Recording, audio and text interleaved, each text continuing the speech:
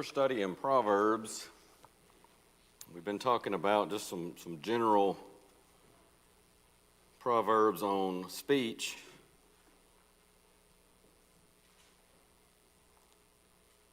There we go. And we left off in chapter 18. Did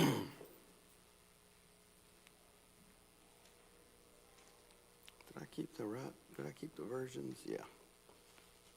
Remember, left-hand column there is New King James, right-hand column is ESV, and then I'll read mine, at least when I remember to. Sometimes I just default to looking at the tablet over here, but when I remember, I'll read from the King James. So we left off at 18, 20, and 21. We talked last about 18, 17.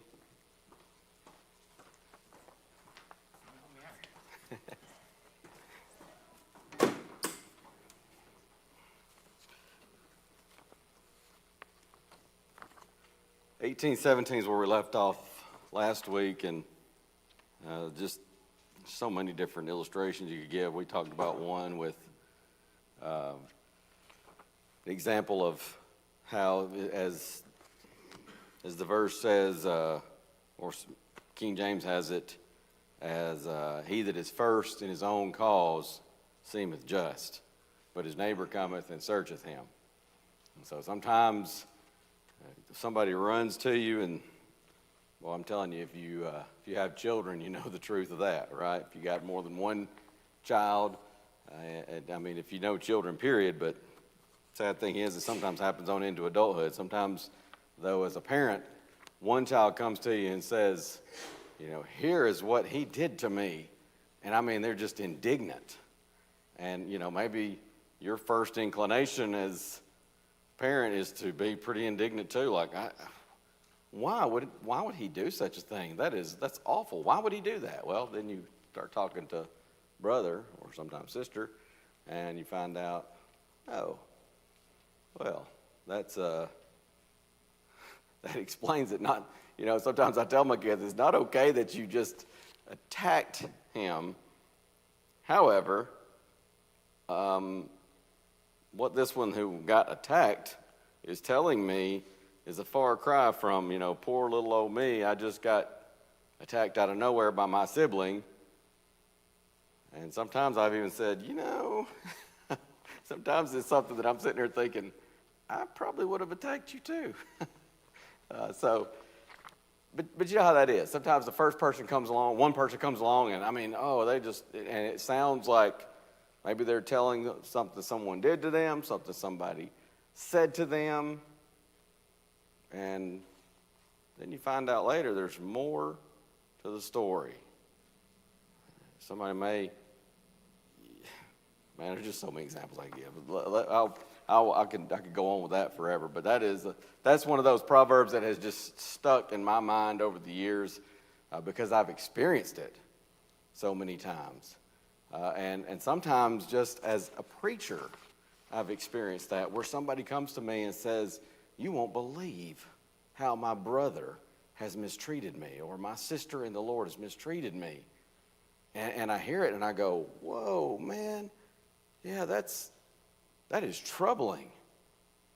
And man, there was one time in particular where I thank the good Lord. I've thought about it several times since then, and I just thank God that I had, at least in that instance, not always have had it, but at least in that instance, I had the sense to say to the person, whoa, you know what? That's pretty serious. And we need to, we got to either sit down with this person who has so mistreated you, or, you know what, why don't we talk to the elders? Which we did. We talked to the elders. And the elders started doing their due diligence. And come to find out, there was a lot more there. And it just illustrates the one who states his case first seems right until the other comes and examines him. So the wise man here is warning us, be careful. Don't believe everything you hear, we sometimes say. Get all the facts, we sometimes say. Gather everything you can, get all the information possible before you go drawing a conclusion, especially before, if you're somebody who's in a position of authority, before making some kind of a decision or decree based upon that. I've been burned on that as a parent even, where you listen too quickly to the first side of the story and sort of react viscerally, maybe even punishing a child, and then you find out later, like, oh, wait a minute. So just such a great lesson for all of us in that. And it's easy sometimes to listen to that person who's first in his cause and be just pulled in. But he's saying, hey, a wise man realizes, I think it was on this verse I mentioned, Leroy's statement, 3 sides to every story, my side, your side, and the truth. That's sometimes how it is. So gather all the facts. Gather all the information before you go making a decision. And that's what the wise man is warning us, and God, through the wise man, is warning us to do here. Get all the information. Now, that was where we left off. Proverbs 18, 20, and 21 is next. A man's belly shall be satisfied with the fruit of his mouth, and with the increase of his lips shall he be filled. 21 says, death and life are in the power of the tongue, and they that love it shall eat the fruit thereof. This fellow that I mentioned last week, what was his first name?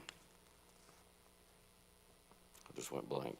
It's in my, there it is, Robert L. Alden.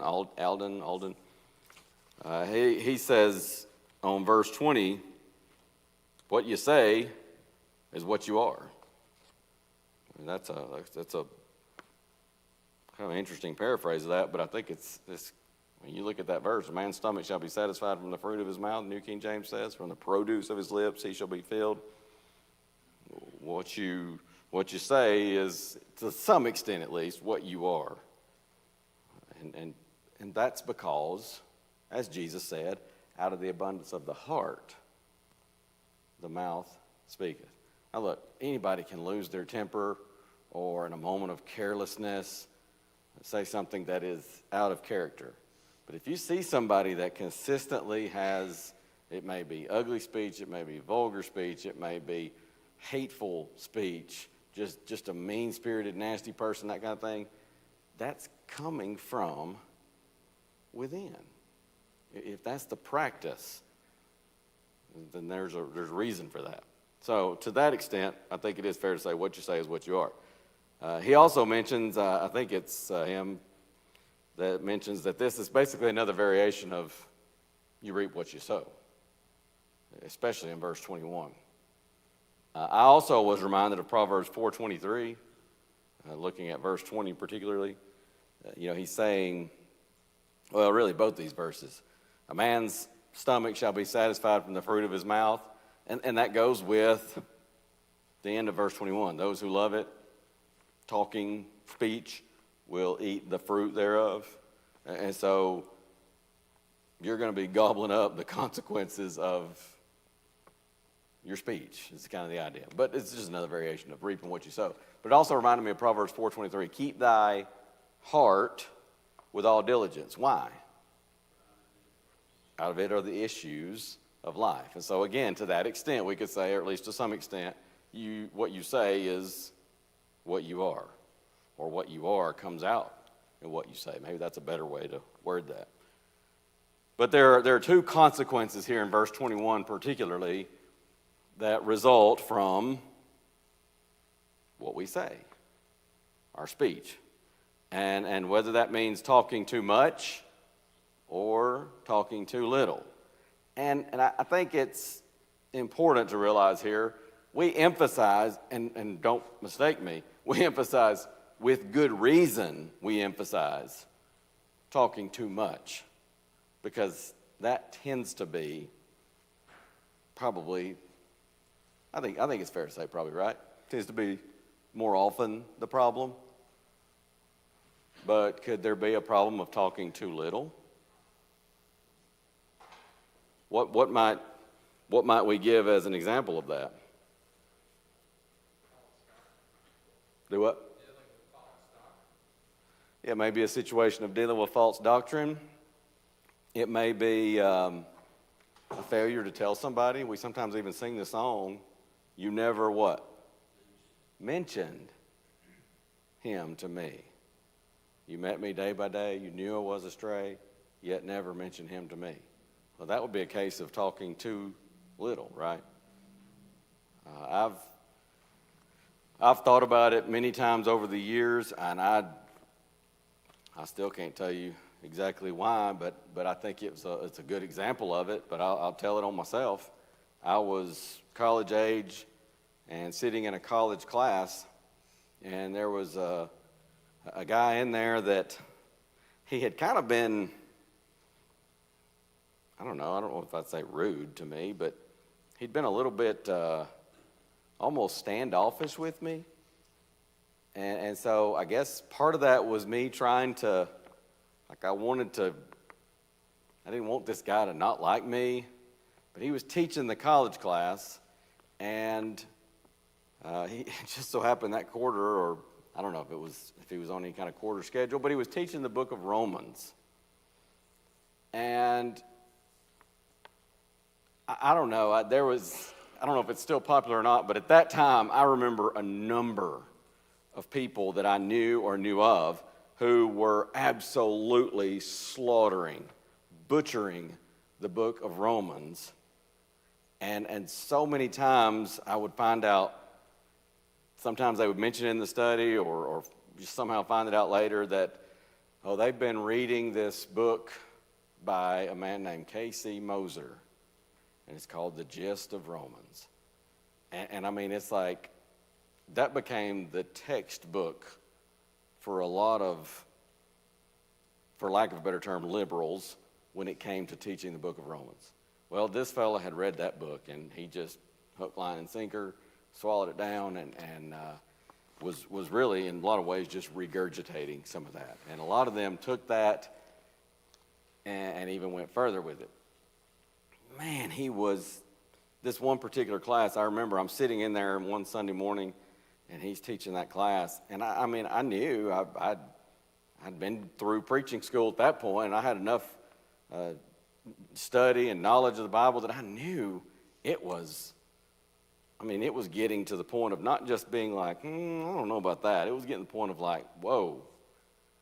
And I should have said something. I should have spoken up. And again, whether it's just being a more non-confrontational type person, whether it's, I wanted, this guy had been kind of a little bit just sort of standoffish with me before, and I was, trying to get along with him. I don't know. Maybe a little combination. But I didn't say anything.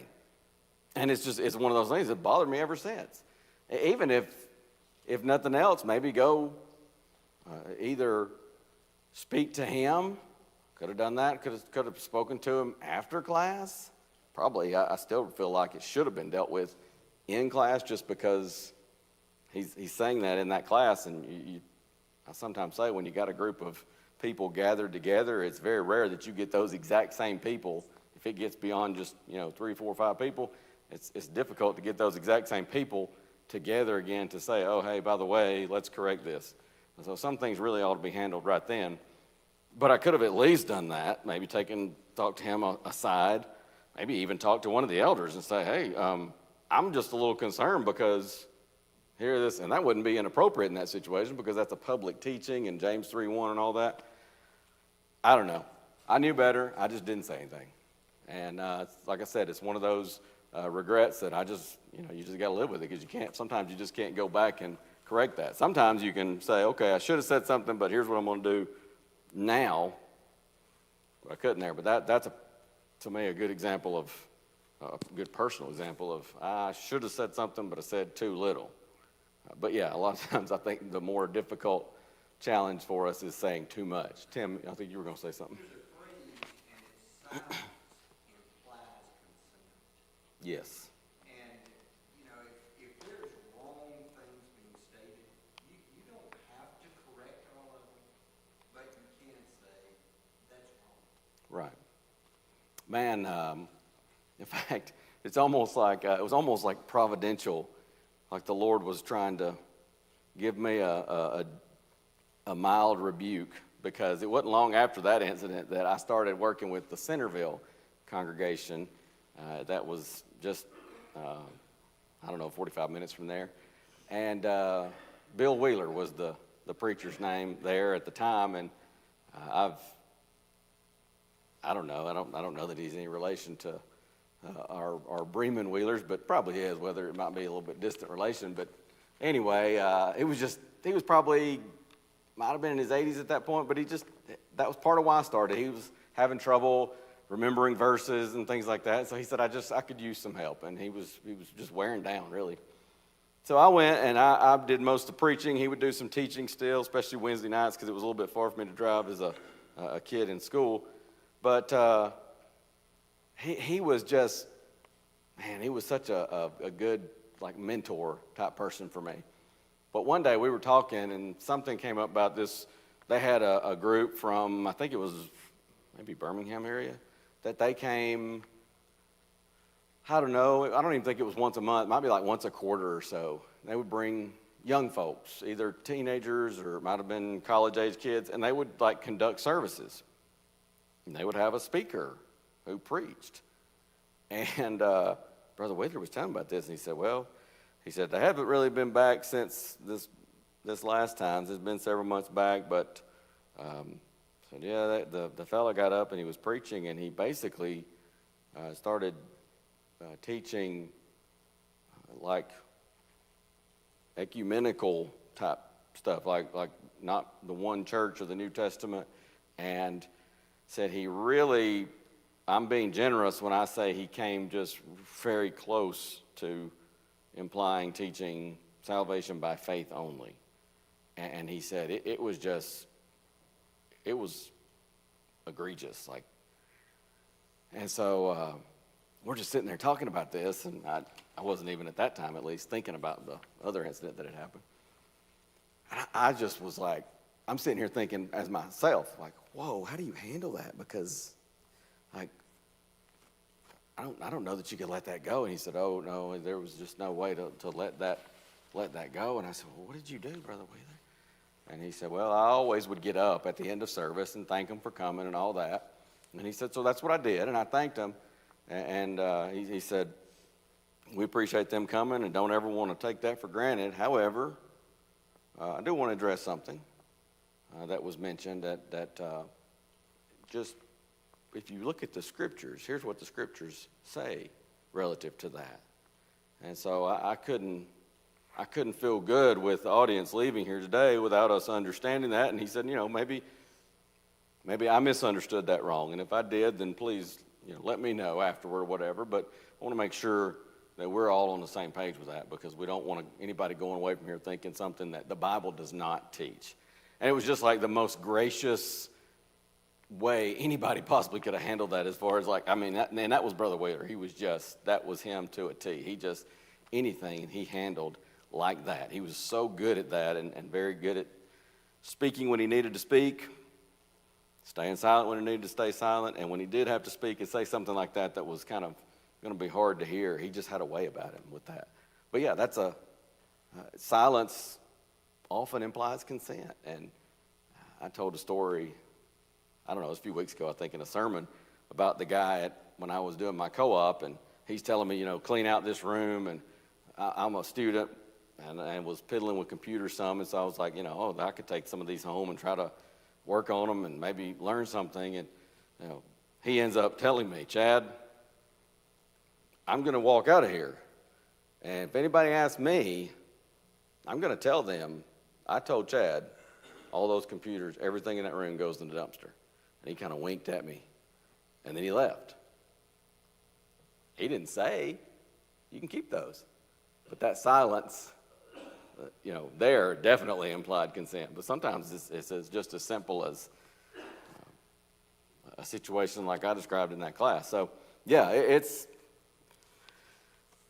can be talking too much, or it can be talking too little. And that can go either way.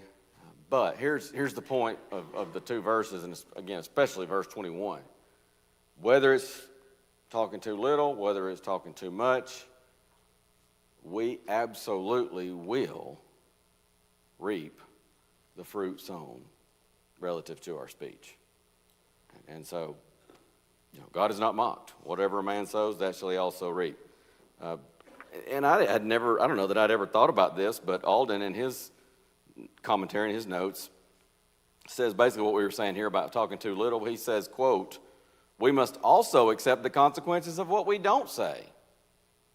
And he's using that in terms of, remember Jesus' words, "Whosoever therefore confesseth me before men, him will I confess before my Father which is in heaven." But that's Matthew 10:32. What does verse 33 say? Whoever does not confess me, I will not confess him before the Father. And so we are equally responsible for what we don't say. Of course, Romans 10:9-10 talks about the heart man believeth unto righteousness, but the mouth confession is made unto salvation. So two sides of that. And, I've always read 18:21 and thought in terms of talking too much. Certainly that's there. But honestly, I don't know. I can't recall ever thinking about it in terms of talking too little, but that's there as well. All right, anything else on that? All right, good thoughts there. Let's go to chapter 19, verse 1. "Better is the poor that walketh in his integrity than he that is perverse in his lips and is a fool." Well, I just have one little note here on this one. Better to be honest and poor than a fool whose speech is perverse or crooked. And that's not a whole lot of parsing to do with that one. It's just, it is what it is. But we don't often behave like that, do we? We often behave, well, better to have crooked speech, perverse speech, and well, at least I'm making money, at least I'm keeping my job or my wealth or whatever. But the Bible tells us very clearly, you're better off to be poor and honest than to be rich and dishonest, crooked, especially here in this context relative to speech. Yes, sir. It's humorous as we go throughout our life. If you just step back and listen to what people say. And oftentimes, things that they say are not adding up, if you will. Here's an example. Just this morning, there was an individual, for whatever reason, that he wanted to share this with the group, just standing around, and he said, my money, I put it in CDs, and it doubles every year. Well, I've got a little bit of financial concept about me, and I said, so what kind of interest rate are you getting? Well, I don't know. And I said, okay. I said, but it doubles every year. I said, if it doubles every year, what interest rate would you have to get? Oh, probably 4 or 5%. I'm saying, this is a fool that's spouting this. It doubles at 5%. Bob would have to explain that math to me. I don't know how that's possible. So, just to listen to people. And it's like, why are you carrying on publicly like this? Yeah, even I can tell you that's bad math. But I don't know. But there you go. You can have somebody like that try to give financial advice to somebody. He that's first at his cause seems right.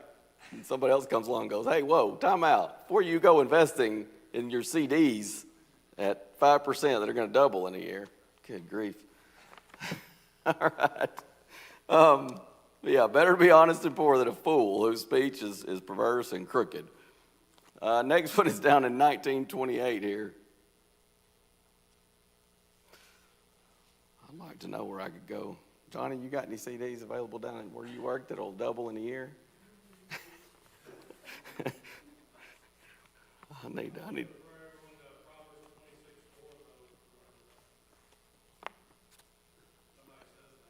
Oh, yeah. Answer not a fool.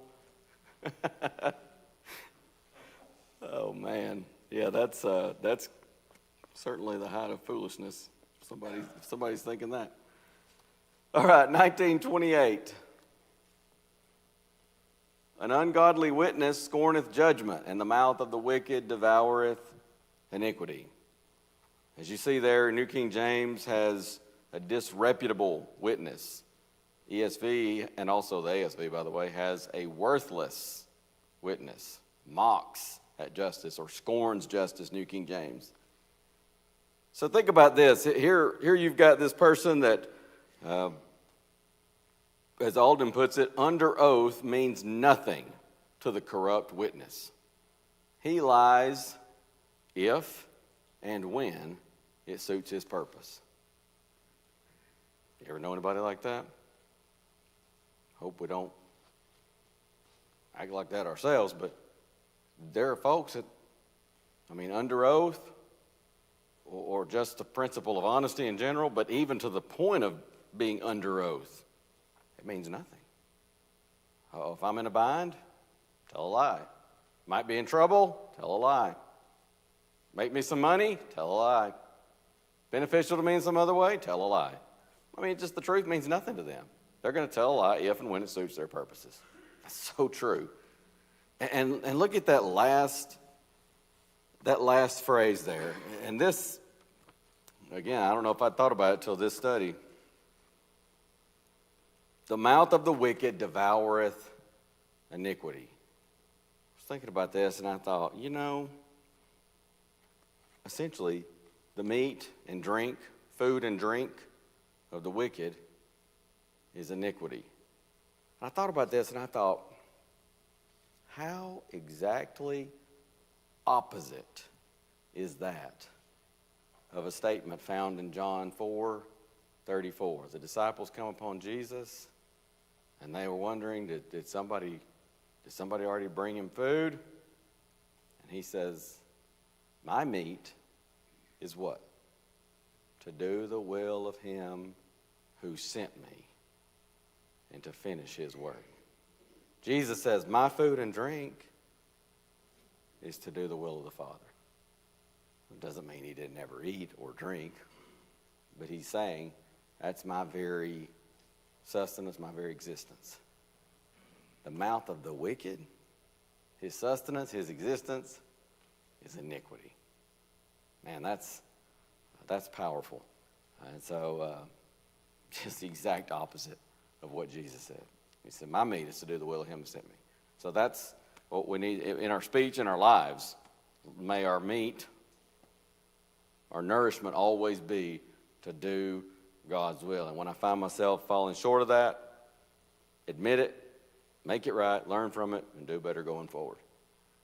I've shared before the words that Brother Kate said to me one time when I was sitting in his office, and he said,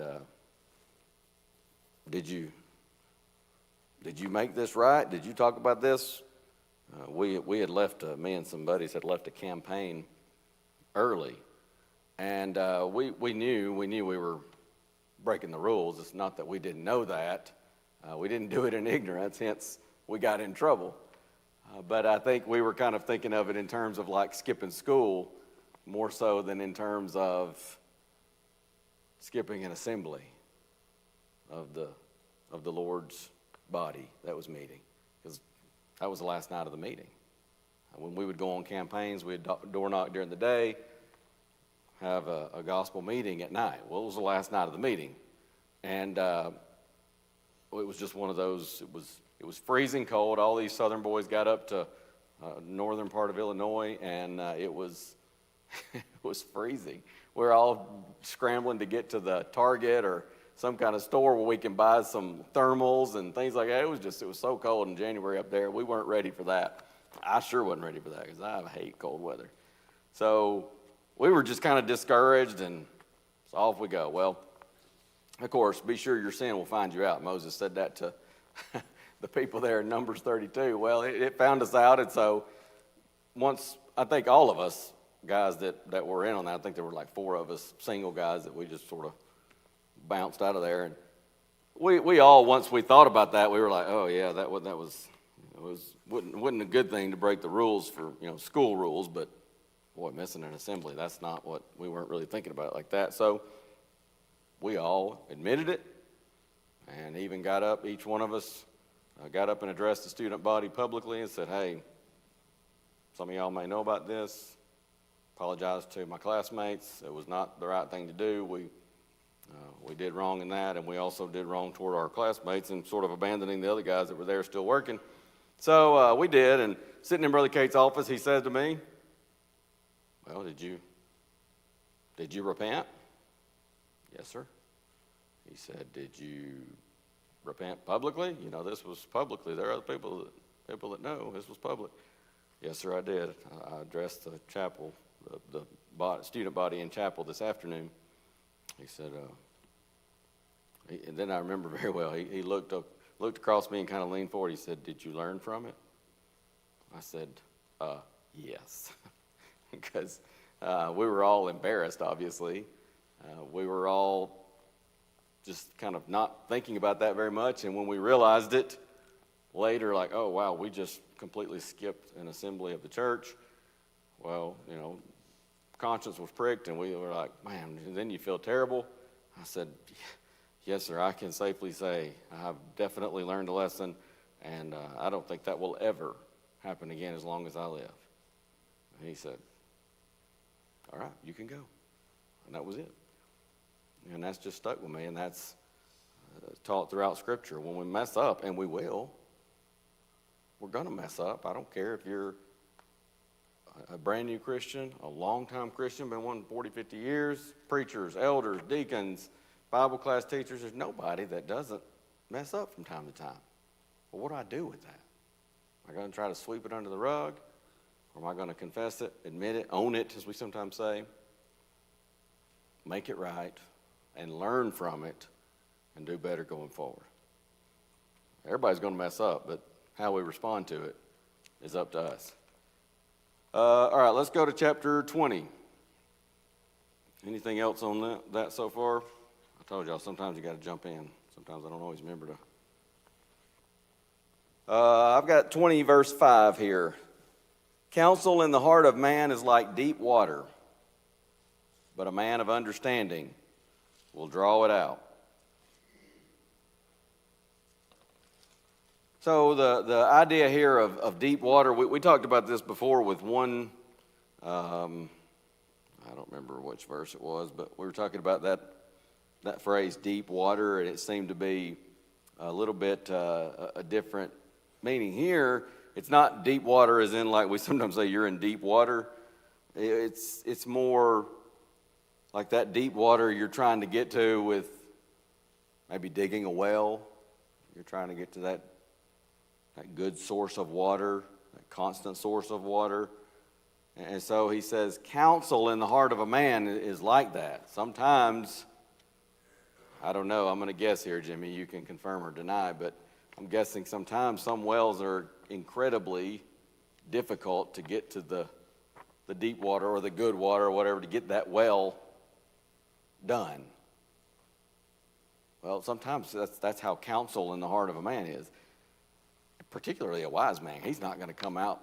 The ones who are blurting all the time and want to tell you all that they know, 90, maybe more like 95, 99% of the time, don't know nearly as much as they act like. Counsel in the heart of man is like deep water, but a man of understanding will draw it out. The deepest, the wisest minds are many times loth to join in any discourse. It's a lot of times due to humility. They don't want to appear arrogant, because a lot of times if it's a person who's wise, they're with the wisdom. A lot of times they're going to be meek, humble. So they're not just jumping in to tell you how much they know. Oh, if you want to know about such and such, ask me. That's usually not the person we're going to ask, right? Sometimes it may just be a person that, sometimes you have somebody that is very knowledgeable and they just have a pride problem, and so they go around talking about it a lot, but more often than not, it's somebody that doesn't know nearly as much as they act like. But a wise person knows how to ask the right questions to draw out wisdom, right? I think we understand that. And that's kind of the idea here. I think it's also interesting, by the way, that It's a wise man here who is humble enough to know the value of additional counsel, additional input, and so he's drawing it out from another. The fool, the arrogant, prideful person, he ain't drawing it out because he doesn't care. He thinks he already knows all he needs to know. Well, I don't need so-and-so's input. I already know about that. I was trying to remember. It wasn't all that long ago. I was talking to somebody. Wish I could remember more details. But anyways, that was something, and I said, if you want to know about such and such, this wasn't, I don't think it was a member of the church. If you want to know about such and such, you ought to ask. And I mentioned somebody because now there's an expert. And you know what they told me? I mean, just weren't like jerks about it, but just very matter of factly, I don't need to ask him. I already know about that. Now, to be fair, I didn't know this person very well. Maybe they do. Maybe they're in a position that they feel like, but you know what? We've looked at the verse before in under our general section, our self and God section, but the Bible says, right here in Proverbs, in the multitude of counselors, there is safety. Sometimes it's not bad to ask for another opinion, some more input, some additional insight. So I think that's interesting here in Proverbs 20, verse 5 as well. A man of understanding, the wise person, he's going to draw it out. The fool's not even going to make that attempt. A wise man's going to realize that if I know somebody's got some knowledge, he may not be just jumping in to tell me everything he knows. And so being a wise person, you start to draw that out, like the right questions to ask, prodding for input, but just it's getting the input. Yes, sir. I heard one time an individual say, power in a conversation is the person asking the question, never the person giving the answer. As you ask questions, it exposes what a person knows they don't know. Asking the question, you're driving the conversation. And that goes hand in hand with the second part.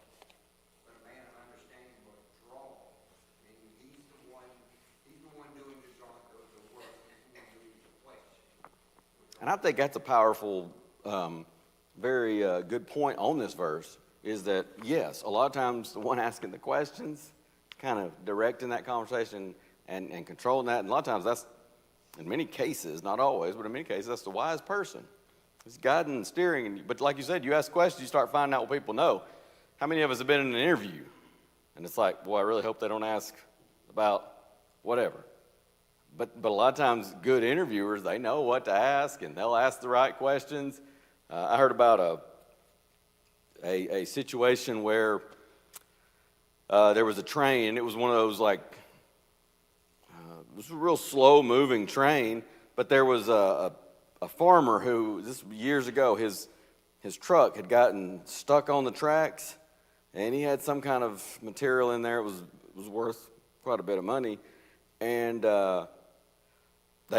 somebody was suing the railroad company, and so they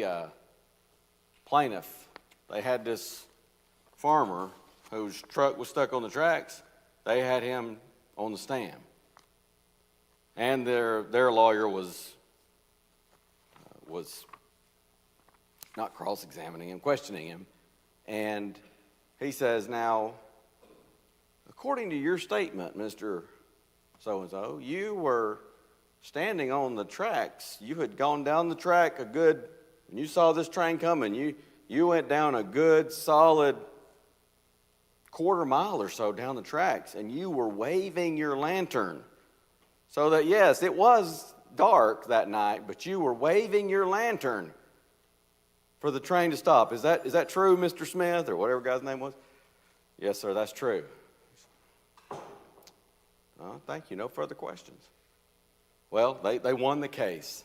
And so they're talking about it later, and they're talking about, we appreciate your testimony and helping us out with this and all. And he said, yeah, I tell you what, I'm glad we won that too, and I'm glad I'm going to get my share of that money, but it's kind of touch and go there for a little bit.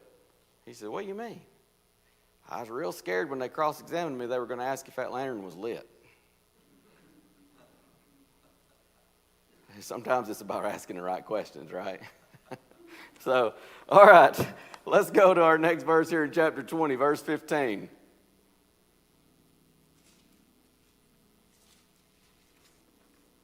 There is gold and a multitude of rubies, but the lips of knowledge are a precious jewel. Gold, precious stones, are they valuable? Sure. But the teachings of sound knowledge are of far more value.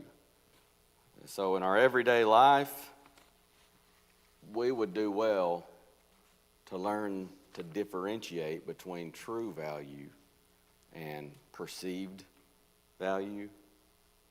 There are all these stories about what is called fool's gold. And there are lookalikes out there that look very much like the real thing, whether it be a gem, a diamond, whatever, but it's not. You think there's value in being able to differentiate between that? As one fellow said, in everyday life, the ability to differentiate between what's cheap versus what's valuable, it may mean more than just money in hand or money in pocket. It might mean even more than that. Obviously, in spiritual matters, it can be the difference between eternal life and eternal condemnation. Yeah, there's value in money and jewels, but may we never forget the true value. 21:23. I know we're getting close to that bell ringing. We'll probably stop on this one.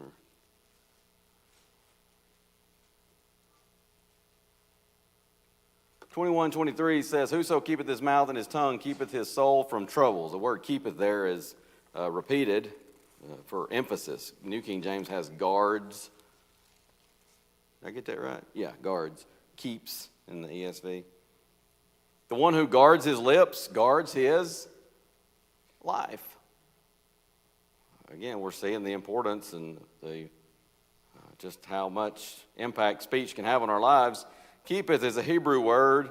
The English spelling of it is Shamar. It's, when I looked up pronunciation, it says it's pronounced something like Shalmar. But it means to hedge about as with thorns, i.e. guard, generally to protect. That's from Strong's Concordance or Strong's Greek lexicon. To hedge about. Now, think about that. You read the verse that way. Whoever hedges about his mouth and his tongue hedges about his soul from troubles. But we might, to bring it more modern, up to date, say, put a fence around. You put a fence around your property, protect it. Certain people, critters you want to keep out. Maybe critters that you want to keep in. Maybe a little bit of both. Put a fence around it. Well, put a fence around your tongue, your speech. And in doing so, you'll put a fence around your soul.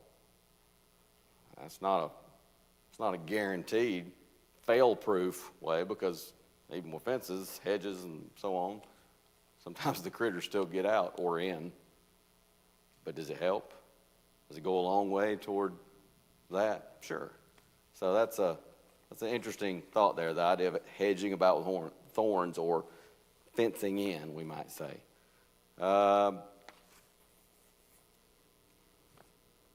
I'm going to stop there because I got a little bit more I want to say on the next one, and I know that bell is like seconds away. It's got to be from ringing.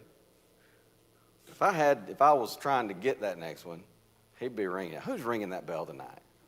Whose kid is that? Anything else y'all want to add, comments or questions or snide remarks, anything? Thank y'all so much. I appreciate the input. We almost stopped right on the verse that I'm going to kind of use as a jumping off point for my invitational thought tonight. But thank y'all so much. I always appreciate the input. Oh, Bob, you're going to say something. Yeah, Tim's got it's 70%. 70% is the number. So if listen, if y'all find that bank that's giving 70% CDs, that they've got that offered, let us know, because I'm signing up for that. All right, thank y'all very much.